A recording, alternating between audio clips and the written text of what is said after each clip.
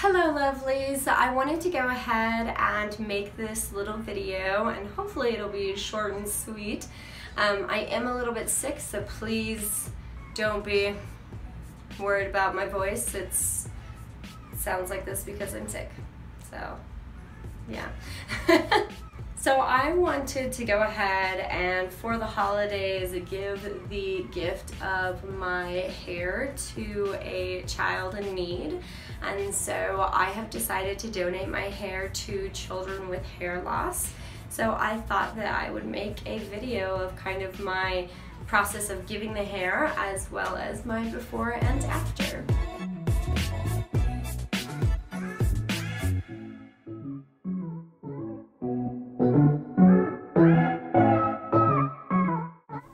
Growing my hair long has taken me a long time to do because of my health issues. I've always had a really hard time growing hair. It's just a very slow process for me, I guess you could say. So a few months ago, I did more research on donating hair and I was just really inspired, and it was something that I really wanted to consider doing around Christmas time. So after allowing myself a few months of consideration, I decided to go ahead and donate my hair to children with hair loss.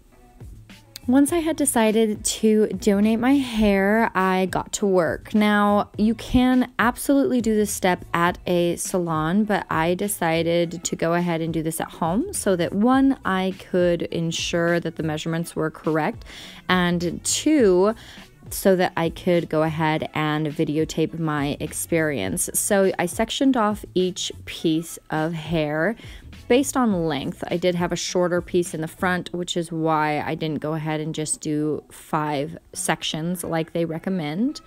And after I sectioned off each piece, I went through and braided them.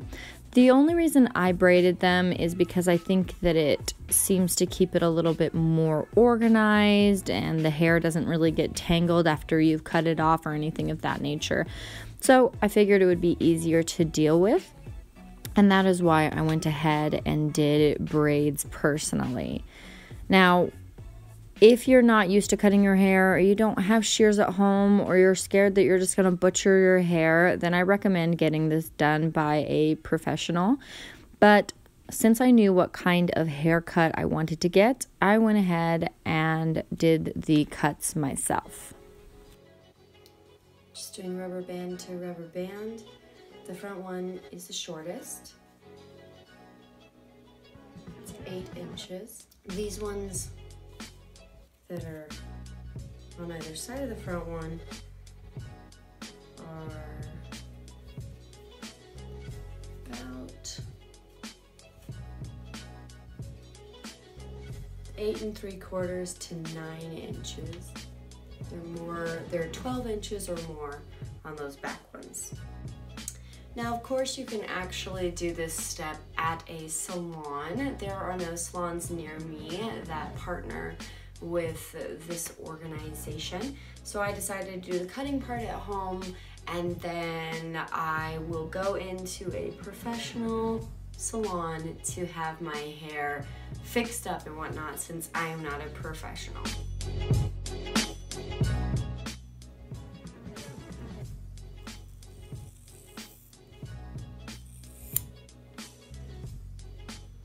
Ooh, this is the first one.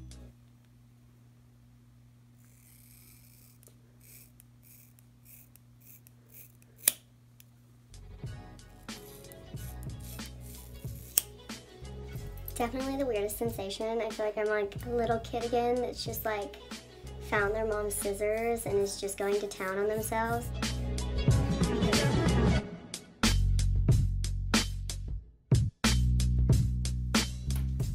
One last one.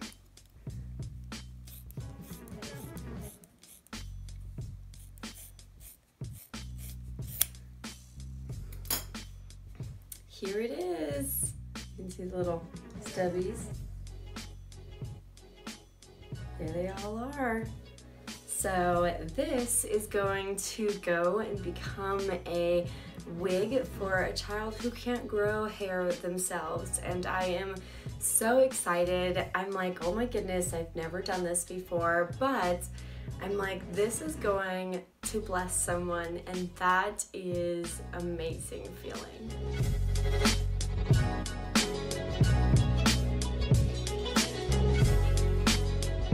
Alright, it's time for me to go get my hair styled and get it trimmed. I just came out of the barbershop. I'm used to flicking my hair.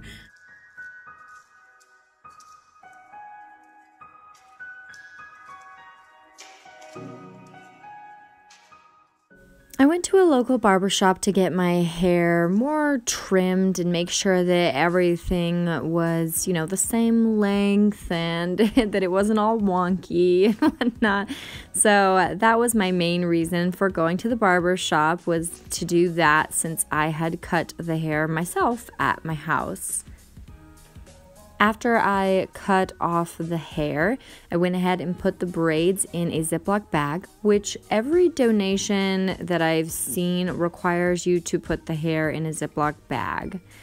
So this is just me before my hair's cut, whenever I cut the hair, and then after getting it cut at the barbershop and styled. So now all I have to do is print up the piece of paper, the form, and then I will fill that out and then go to like UPS or something and mail the hair donations in to children with hair loss.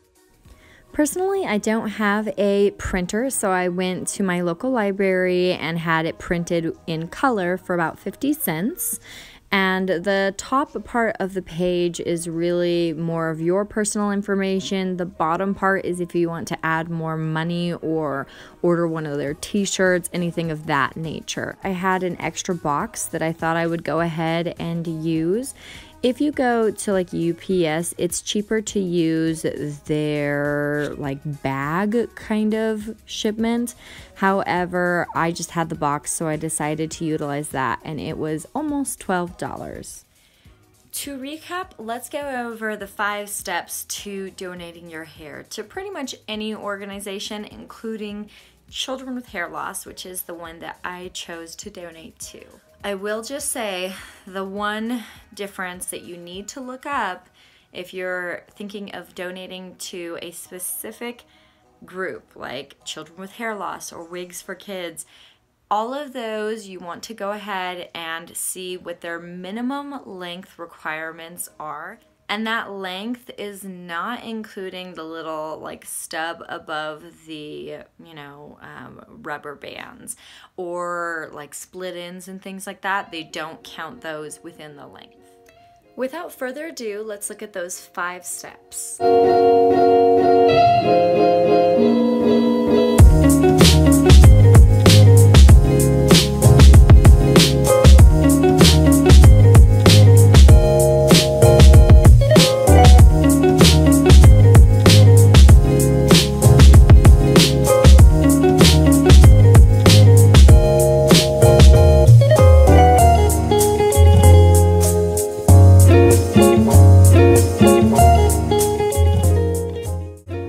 This video was helpful for you. Despite my best efforts, it was a lot longer than I had hoped for, but I do hope that it gave you some good information, and also I wanted to just share this experience with you guys.